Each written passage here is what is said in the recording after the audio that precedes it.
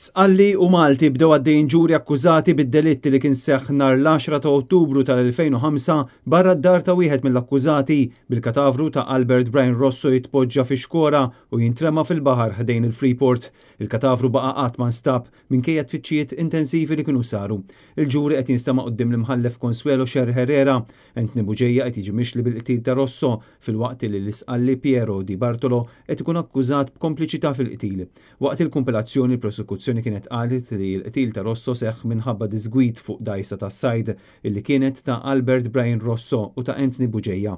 Di Bartolo kien jaħdem fuq din l-istess dajsa. Fil-qorti kien intqal li s-sidien iltaqgħu fid-dar ta' Buġejja biex jiddiskutu xi problemi fin-negozju u kien hawn meta żviluppa argument jingħati li Buġejja ġab arma tan-nar spara diversi tiri lejn Rosso u qatlu.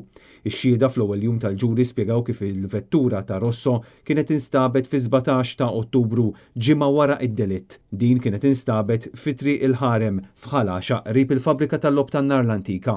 Intqal ukoll li l-vittma kien jaħdem fiċ-ċentru tal-akwakultura ta' San Luċjan u hu kien sikwit ġor miegħu pistola għaliex kien imbeżża. Din il-pistola dejjem skont ix-xhieda kien iżommha f'pawċ. L-avukati Franco De Bono u Arta Razzopardi huma l-avukati ta' Buġejja. L-avukat Roberto Montalto qed jidher għall-isqalli.